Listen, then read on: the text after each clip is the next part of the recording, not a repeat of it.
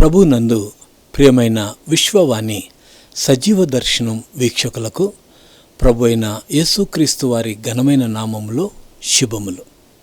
ప్రియులారా, ఇంతవరకు గ్రామాన్ని చూస్తూ వచ్చారు.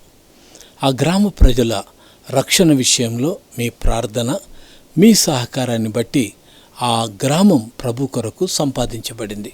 ఆ గ్రామంలో ప్రభుని ఆరాధిస్తూ, ప్రభుని ఘనపరుస్తూ, దేవుని మహిమపరుస్తూ, నిజదేవుని తెలుసుకున్నటువంటి అనుభవంలో వారికున్న వ్యసనాల నుండి బయటికి వచ్చి ఈరోజు ప్రభువును ఆరాధిస్తూ ఉంటున్నారు. అట్టి ఆరాధికులుగా మారినందుకు దేవునికే మహిమ కలుగునుగాక. దేవుడు మనుషుల హృదయాలను ఎరిగినటువంటి వాడు, వారి హృదయాల్లో కార్యం జరిగించేటువంటి దేవుడై ఉంటున్నాడు.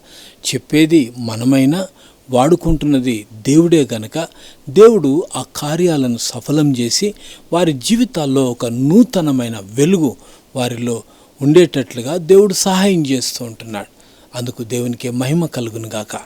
ప్రియులారా, మనము దేవుని యొక్క వాక్యంలో నుండి అనేక విషయాలను మనం వింటూ ఉన్నాం.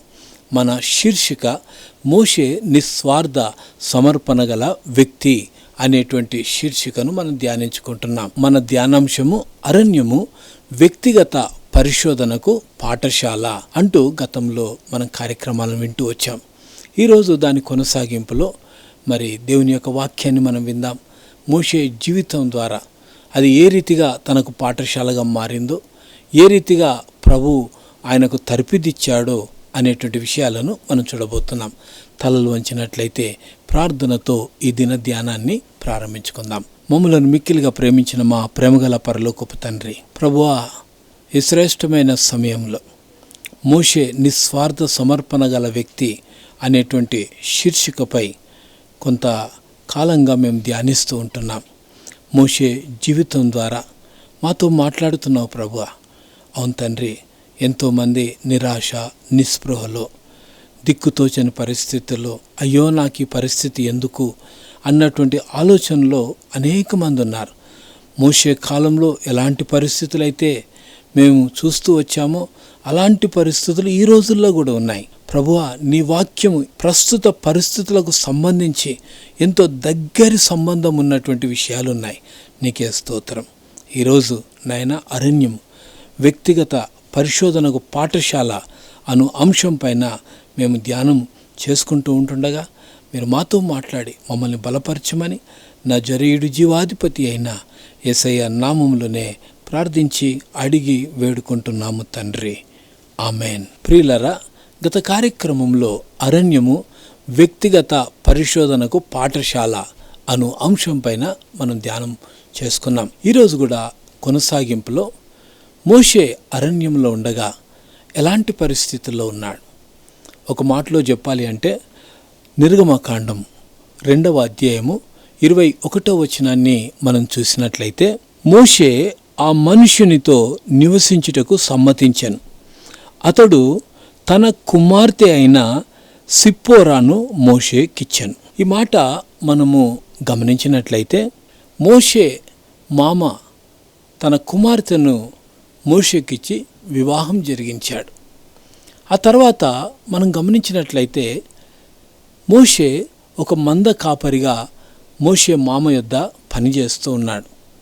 గమనించాలి, నిర్గమకాండము 3వ అధ్యాయము 1వ వచనం, మోషే మిద్యాను యాజకుడైన ఇత్రో అను తన మామ మందను మేపుచు ఆ మందను అరణ్యము అవతలకు తోలుకొని దేవుని పర్వతమైన హోరేబుకు వచ్చెను. ప్రియమైన దేవుని బిడ్డలారా, ఇక్కడ మనం గమనించినట్లయితే మోషే 3 రకాలైనటువంటి పాత్రలను పోషిస్తున్నాడు. ఒకటి ఏమిటనంటే తను సిప్పోరాకు భర్తగా ఆయనున్నాడు. రెండవదిగా మనం గమనించినట్లయితే ఆయన పిల్లలు కలిగిన తండ్రిగా తండ్రి బాధ్యత నిర్వహిస్తున్నాడు. మూడవదిగా మనం గమనించినట్లయితే ఒక కాపరిగా మిద్యాను అరణ్యంలో తన మామ మందను మేపుచు కాపరిగా ఆయన పనిచేస్తూ ఉంటున్నాడు. ఈరోజు ఈ మాటలు మనం గమనించినట్లయితే మోషే వాస్తవానికి చెప్పాలంటే ఐగుప్తు యొక్క సకల విద్యలయందు ప్రావీణ్యత కలిగినటువంటి వాడు. అపోస్తలుల కార్యములు 7వ అధ్యాయము 29 మోషే ఆ మాట విని పారిపోయి మిద్యాను దేశంలో పరదేశి అయి ఉండెను. అక్కడ 2 కుమారులను కనెను. ప్రియమైన దేవుని బిడ్డలారా, మోషే తను జీవితంలో ఆయన అరణ్య ప్రదేశంలోనికి వెళ్ళిన తర్వాత ఆయన మరుగు చేయబడ్డాడు. అంటే అన్ని విద్యలు కలిగినటువంటి వాడు, ఐగుప్తు యొక్క సకల విద్యలలో ప్రావీణ్యత కలిగినటువంటి వాడు. ఒక మాటలో చెప్పాలి అంటే ఫరో తర్వాత ఫరో కావలసినటువంటి వాడు. అంతటి గొప్ప స్థాయిని వదిలేసి ఆయన అరణ్యంలోనికి వచ్చి ఒంటరి వాడైపోయి అందరికీ మరుగు చేయబడినటువంటి పరిస్థితి. తను ఎంత విద్యను అభ్యసించాడో, ఎంత చదువుకున్నాడో ఇవన్నీ ప్రక్కకు పెట్టి ఒక సామాన్యమైన వ్యక్తిగా అరణ్యంలో ఆయన ఉంటున్నాడు. దేవుడు కొన్నిసార్లు అనుమతించేటువంటి పరిస్థితులు ఏ విధంగా ఉంటాయంటే అది మనకు ఒక పాఠశాలగా మారుతుంది. పాఠశాలలో ఉన్న తర్వాత మనం పాఠాలు నేర్చుకోక తప్పదు. మోషే ఈ అరణ్యం అనేటువంటి పాఠశాలలో 40 సంవత్సరాలు ఆయన ఉన్నాడు. 40 years.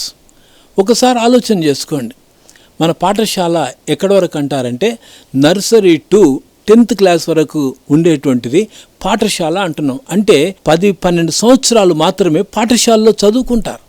కానీ మోషే ఈ అరణ్య పాఠశాలలో 40 సంవత్సరాలు ఉన్నాడు.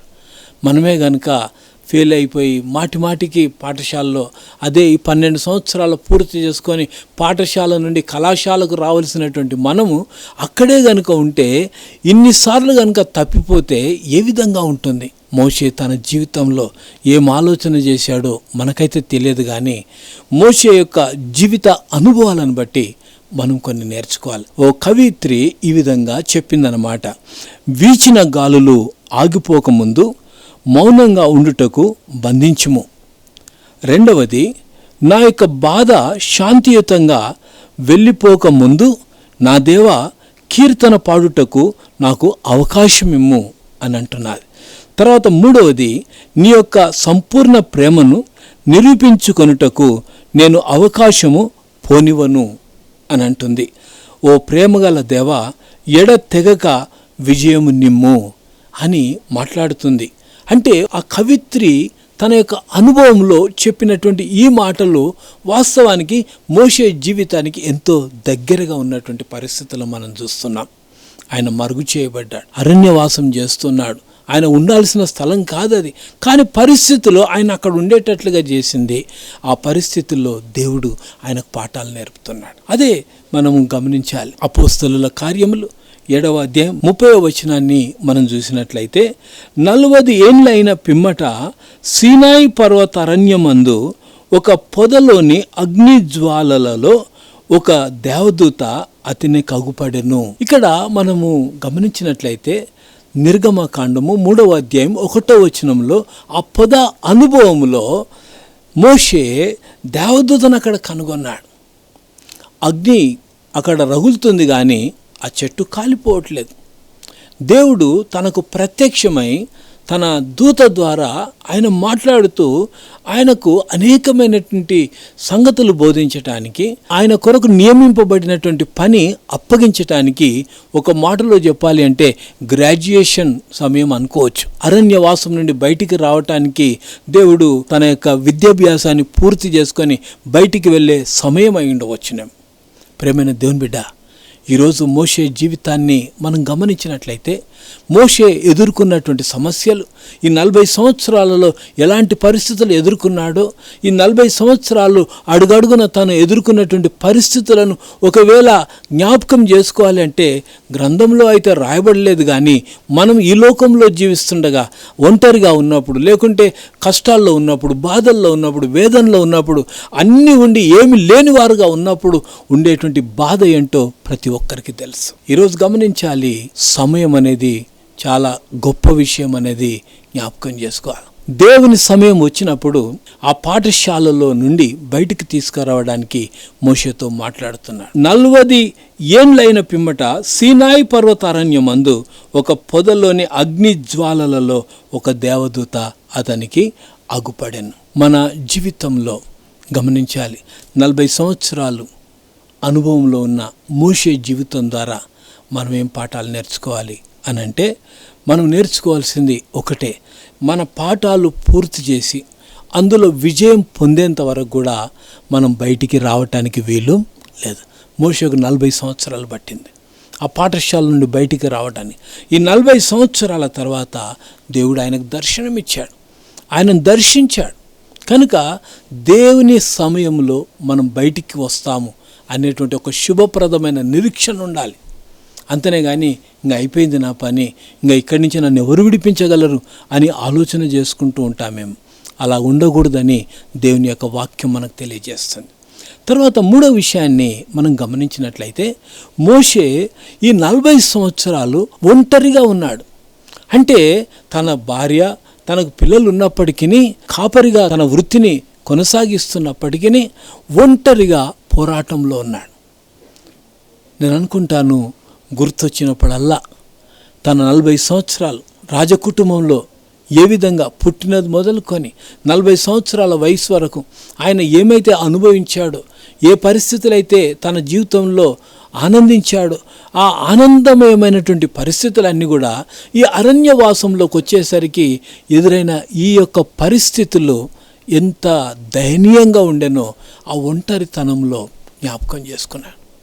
ప్రియమైన దేవుని బిడ్డలారా, కొన్నిసార్లు ఒంటరితనం అనేది చాలా మంచిది. మన చుట్టూ ఎవరు లేకపోయేసరికి ఒంటరిగా ఉంటే మనం దేవుణ్ణి అన్వేషించే వారంగా ఉంటాం, దేవుణ్ణి కనుగొనడానికి ప్రయత్నం చేసే వారంగా ఉంటాం.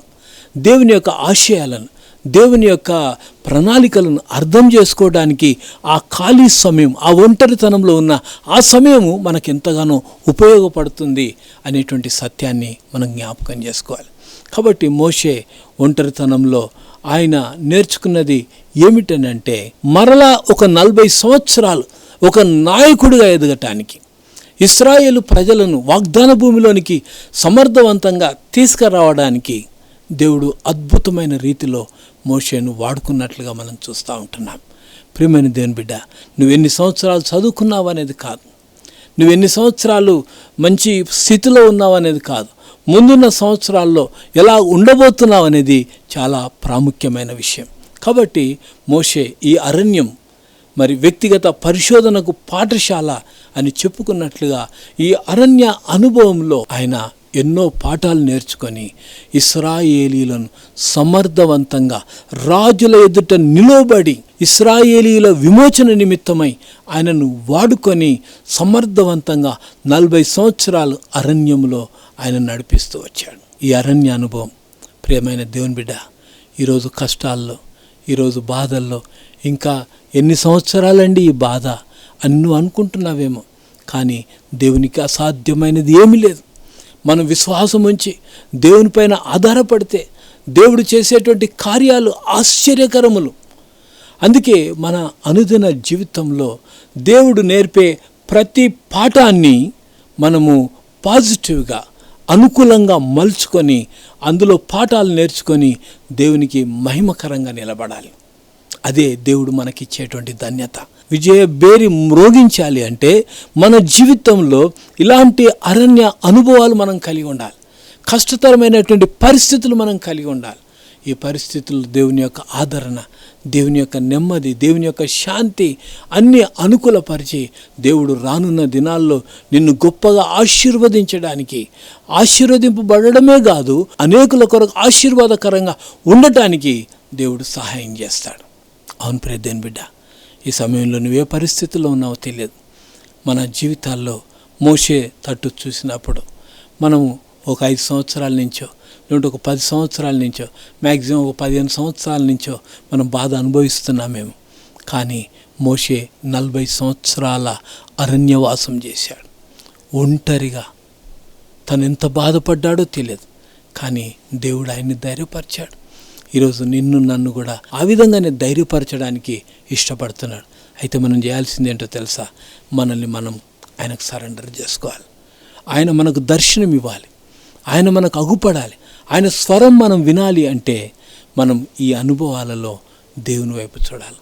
అందుకే అంటాడు, విశ్వాసమును కర్త దాని కొనసాగించువాడునైనా యేసయ్య వైపు మనము చూడాలి. ఆయన వైపు చూస్తే ప్రియమైన దేవుని బిడ్డ ఉజ్జీవింపబడతాం. ఆయన వైపు చూస్తే మన జీవితంలో సంతోషంగా ఉంటాం. ఆయన వైపు చూస్తే మన జీవితంలో ప్రోత్సహింపబడతాం. ఆయన వైపు చూస్తే మన జీవితంలో విజయం పొందుకుంటాం. సో అలాంటి కృప ప్రబిడ్డమైన మనకు దేవుడు దయచేయును గాక. ప్రార్థనతో నేటి దిన ధ్యానాంశాన్ని ముగించుకుందాం. మమ్ములను మిక్కిలిగా ప్రేమించిన మా ప్రేమగల పరలోకపు తండ్రి, పరిశుద్ధుడైన దేవా, ఈ శ్రేష్టమైన సమయంలో నాయన మాకు అనుగ్రహించిన నీ మాటలకై నీకు స్తోత్రం నాయన. మోషే 40 సంవత్సరాల అరణ్య అనుభవంలో తండ్రి అనేకమైన పాఠాలు నేర్చుకుని తండ్రి ఆ తదుపరి 40 సంవత్సరాలు నాయన ఒక గొప్ప నాయకుడిగా తండ్రి, ఒక మాదిరికరమైన నాయకుడిగా, ఇతరులను ప్రోత్సహించే నాయకుడిగా, ఇతరులను బలపరిచే నాయకుడిగా ఉండి నాయన నీ ప్రతినిధిగా నాయన నీ ప్రజలను నాయన బానిసత్వంలో నుండి విడిపించడానికి మీరు వాడుకున్నారు. ఈరోజు మా అనుభవాలు, మా పరిస్థితులు కూడా తండ్రి ఎదుటి వారికి ఆశీర్వాదకరంగా ఉండటానికి సహాయం చేయండి.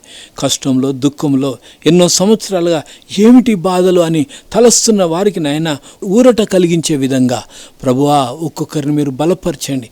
ఆ అనుభవాలతో తండ్రి అనేకులను నీ చెంతగా నడిపించడానికి, ప్రోత్సహించడానికి, ఆదరించడానికి మీరు ఒక్కొక్కరిని వాడుకోండి తండ్రి. ఇప్పుడున్న పరిస్థితులు ఎప్పుడు అలాగే ఉంటాయని కాదు నాయన, క్షణంలో పరిస్థితులను మార్చగలిగిన దేవుడు గనుక నీ వైపు చూస్తూ నజరేయుడు జీవాధిపతి అయిన యేసయ్య నామములో ప్రార్థించి అడిగి వేడుకుంటున్నాము తండ్రి. ఆమేన్. మన ప్రభు అయిన యేసుక్రీస్తు వారి కృప, తండ్రి అయిన దేవుని ప్రేమ, పరిశుద్ధాత్ముని యొక్క అన్యోన్య సహవాసం వాక్యం విన్న బిడ్డలందరికీ ఇప్పుడు ఎల్లప్పుడూ సదాకాలం తోడై నడిపించును గాక. ఆమేన్.